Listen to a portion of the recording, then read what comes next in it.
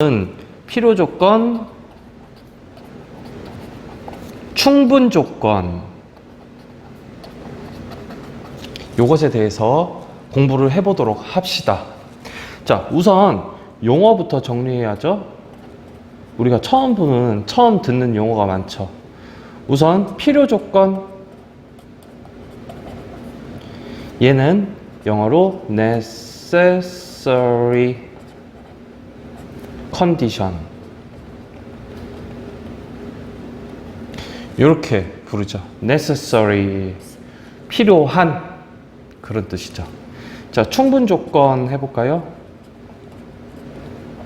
영어를 쓰는 이유는 좀 더 쉽게 용어를 받아들이고 이해하라는 뜻입니다. 충분 조건은 sufficient condition, 이렇게 부르죠. 충분한 이란 뜻이죠. 충분하다는 건 무슨 뜻이에요? 남는다는 거죠. 내가 가져갈 거 가져가고도 남는 게 있다.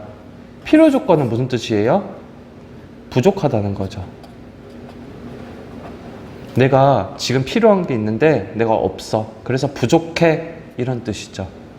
자, 영어로 충분 조건은 충분과, 자, 조건이죠. 조건. 여기 조건이죠. 조건은 소문자로 표시하죠. 보통 충분 조건을 P 이렇게 소문자로 표시합니다. 그리고 필요 조건을 조건이죠. 역시 소문자 Q 이렇게 표시합니다. 그러면 필요 조건, 충분 조건이 항상 참이다. 필요 조건, 충분 조건이 항상 참이다. 그거는 어떻게 표시하냐면 P는 짝대기를 2개 끊고 화살표를 그어요. 그 다음에 Q 이렇게 씁니다. 그러면 이 짝대기가 무엇을 의미하냐? 참이다 라는 뜻이에요. 자, P이면 Q이다가 참이다, 이런 뜻에 해당하게 됩니다. 자, P라는 조건을 만족하면 Q가 된다. P라는 가정을 만족하면 Q라는 결론에 도달한다. 이런 뜻이죠. 자, 짝대기 2개는 항상 참이라고 했어요. 이어서 P라는 것이 Q라는 조건에 항상 참이다 라는 뜻은 무엇도 참이라는 건가요? 자, not Q, 대우도 참이라는 거죠. not P, 요 대우도 뭐가 된다? 참이 된다는 뜻이죠. 그죠? 하나도 어렵지 않죠? 자, 필요 조건, 충분 조건부터 할까요? 충분 조건, sufficient. 그죠? 필요 조건, necessary. 다 어렵지 않습니다. 충분 조건은 내가 남는다는 뜻이고, 필요 조건은 내가 부족하니까 받겠죠. 이렇게도 설명할 수 있겠네요. 과학에서 전자 있죠? 전자. 자, 전자가 남는다. 충분 조건. 전자가 필요하다. 필요 조건. 이렇게도 설명을 할 수 있겠죠. 그 다음으로 이런 표현을 한번 우리가 생각을 해볼게요. P는 Q이기 위한 충분 조건, 이런 표현을 한번 써보도록 합시다. 여기에서 우리 영어처럼 이 부분을 주어라고 합시다. 그리고 뭐뭐 하기 위한 이런 건 부사죠. 충분 조건 이런 뜻이죠. 동사라고 해봅시다. 그러면 P라는 것은 Q이기 위한 충분 조건이다 라는 것은 기호로 어떻게 쓰냐면 P는 Q이기 위한 필요 조건이다 라고 할 때 Q가 화살표를 받았죠. 뭘 받았어요? 화살표죠. 그러면 화살표를 주는 친구는 주는 P는 바로 충분 조건이 됩니다. 자, 주는 사람이 주는 쪽이 충분하기 때문에 주는 거예요. 화살표를 받은 친구는 화살표를 받은 Q는 자, 부족하니까 받는 거죠. 따라서 여기가 필요 조건이 되는 거예요.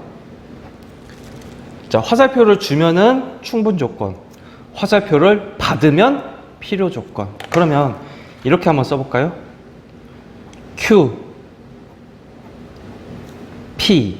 자, Q는 P이기 위한, Q는 P이기 위한. 자, 이렇게 가로로 칠했어요. 얘가 주어예요. 자, 뒤에 결론이 나와야죠. Q의 입장에서 생각을 해봐요. 얘가 주인공이에요. 주어예요. Q는 P이기 위한 화살표 받았죠. Q가 받았죠. 그러면 필요 조건이 되는 겁니다. 하나도 안 어렵죠? 그 다음 Q는 동일하게 자, P 이렇게 돼봐요. 그러면 Q는 P이기 위한 이렇게 가로로 묶어야죠. 마치 부사처럼 꾸며주는 것처럼 가로를 묶고 Q가 줬죠. P는 받았죠. 그러면 주어 Q는 자, 이쪽이 주어라고 했어요. 주어의 입장에서 생각을 해야 돼요. Q는 P이기 위한 주었죠. 주었으니까 Q가 충분 조건이 되는 거죠. 자, 그러니까 어렵게 생각할 거 없어요. 화살표를 주면 충분. 화살표를 이쪽에서 받으면 자, 이쪽에서 주면은 충분이 되고요. 이쪽에서 받으면 받은 사람이 주어가 돼서 필요가 되는 거예요. 자, 항상 주어가 어딘지 생각을 해보세요. P는 Q이기 위한 필요 조건이라고 해볼게요. 필요 조건. 그러면 이걸 기호로 어떻게 표시해요? 어디가 주어예요? 위한 요걸 묶으라고 했죠. 그리고 여기가 주어고 여기를 마치 결론에 해당하는 동사로 보면 되죠. 자, 요거는 설명을 위해서 이렇게 하는 거예요. 그러면 P가 주인공이죠. 그 다음에 Q라는 친구가 등장하죠. 필요 조건이래요. 그럼 화살표를 줘야 돼요? 받아야 돼요? P가 주어가 화살표를 받아야 되는 거죠. 이런 상황인 거죠.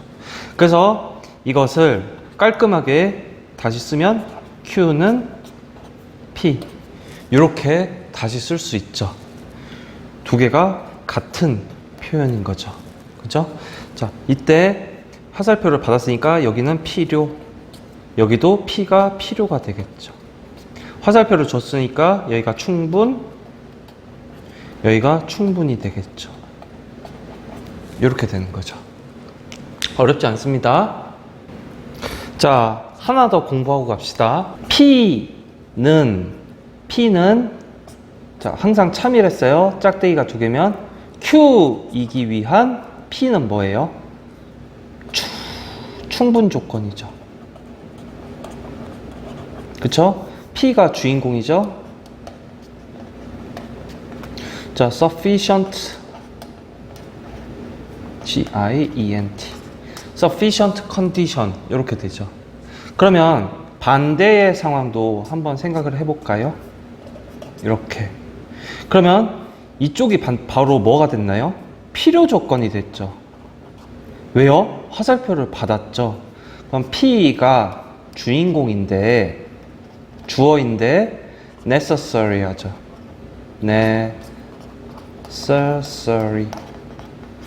necessary condition이죠. 그러면 P가 어떨 때는 충분히 되고 어떨 때는 필요가 둘 다가 되죠. 따라서 P와 Q라는 것은 서로 왔다 갔다 할 수 있고 이때를 우리가 필요 충분 조건 이렇게 부르죠.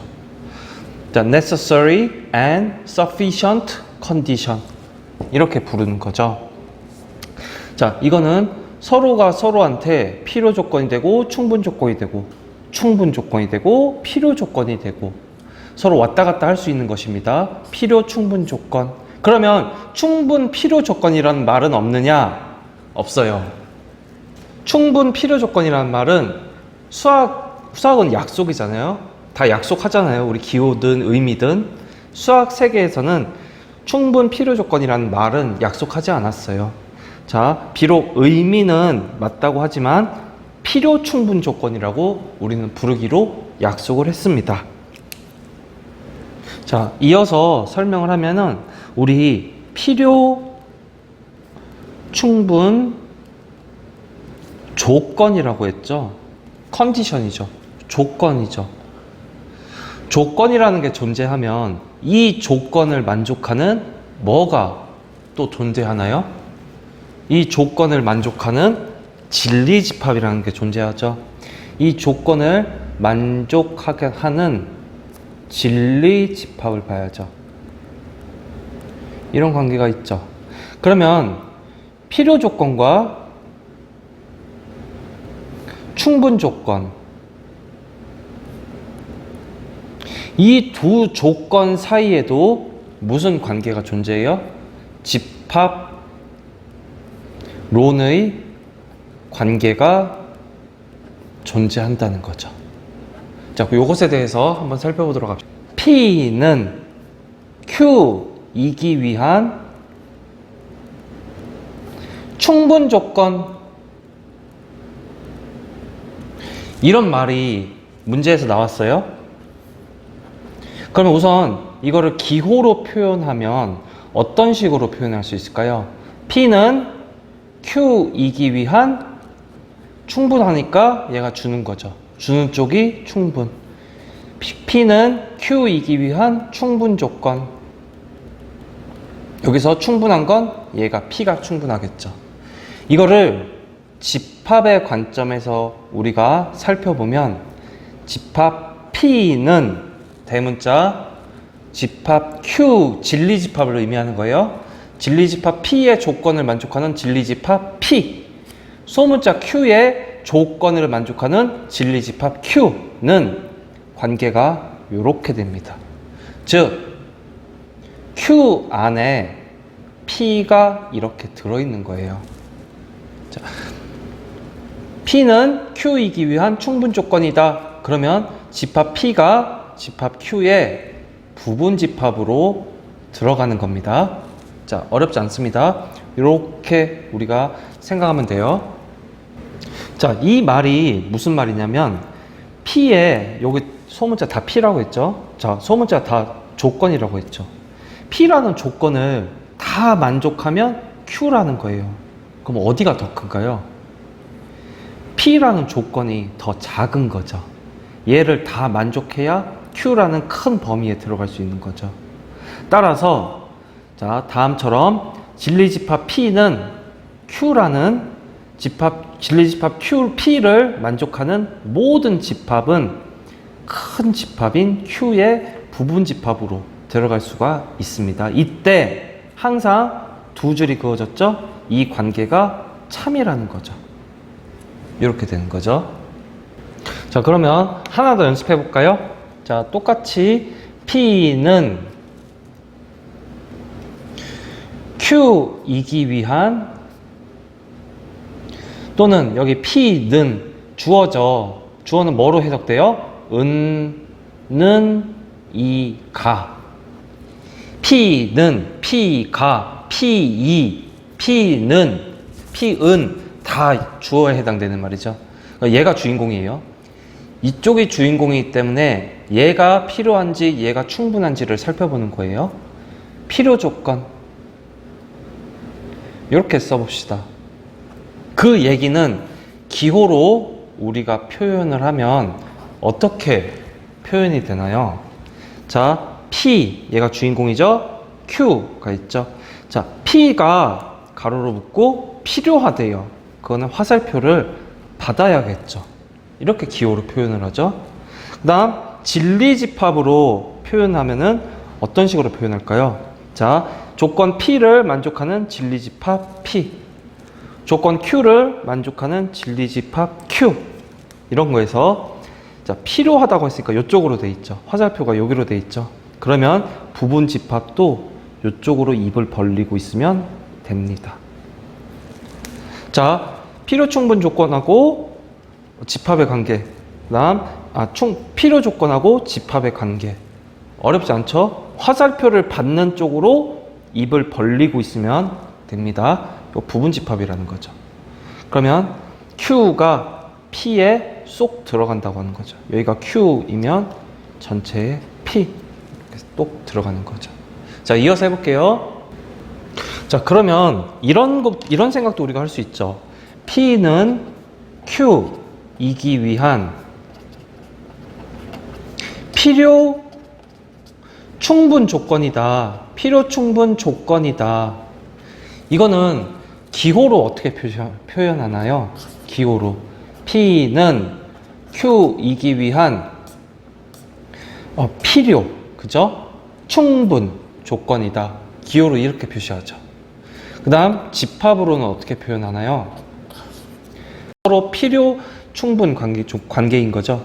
자, 그럴 때 집합 P가 뭐와 같아야 돼요? 집합 Q와 같아야 되는 거죠. 두 개가 같은 거죠. 그래야 필요 충분 조건이 동시에 만족되고 항상 뭐가 돼요? 짝대기가 두 개니까, 화살표가 두 개니까 참인 상황이 이루어질 수 있는 거죠. 자, 어떻게 처음에는 개념 설명을 하려고 했는데 지금까지 설명한 걸 종합해 보니까 사실 뭐 배웠나요? P하고 Q는 조건이다. 이걸 배웠죠. 그래서 화살표를 주면 얘가 충분 조건이 되는 거죠. 화살표를 받으면 얘가 필요 조건이 되는 거죠. 지금 이거 배운 거죠. 그 다음, 그래서 P는 Q이기 위한, 이럴 때 가로를 묶으라고 했죠. 그리고 얘가 주인공이라고 했죠. 자, P는 Q이기 위한, 이렇게 되면 P가 뭐가 돼요? 충분 조건이 되는 거고, 반대로 Q는 뭐가 되나요? 화살표를 받았으니까 필요 조건이 되는 거죠. 또 뭐 배웠나요? 집합으로 보면, 자, P와 Q가 서로 이런 관계가 있다고 하면, 자, P를 만족하는 진리집합 P는 이런 식으로 진리집합 Q를 만족하는 진리집합 Q와 이런 식으로 관계가 있고, 그러니까 P가 Q의 부분 집합이라는 얘기고, P가 만약에 이렇게 받았다고 합시다. 이렇게. 그래서 이렇게 됐다고 합시다. 이거는 자, 요 Q를 만족하는 진리집합 Q가 P의 부분집합이라는 거죠. 결국 이 화살표와 부분집합의 기호와의 관련성을 우리가 본 거죠. 그 다음으로 우리가 또 뭐 배웠어요? 필요충분 배웠죠. 기호로는 어떻게 나타내요? 둘 다 짝대기 왔다 갔다 할 수 있죠. 집합으로는요, 두 개가 다 서로 같은 집합이다. 개념 설명을 하려고 했는데 용어 설명을 했더니 개념이 끝났네요. 자, 용어 자체가 개념인 파트입니다. 그리고 하나도 어렵지 않습니다. 이어서 문제를 한번 풀어볼게요.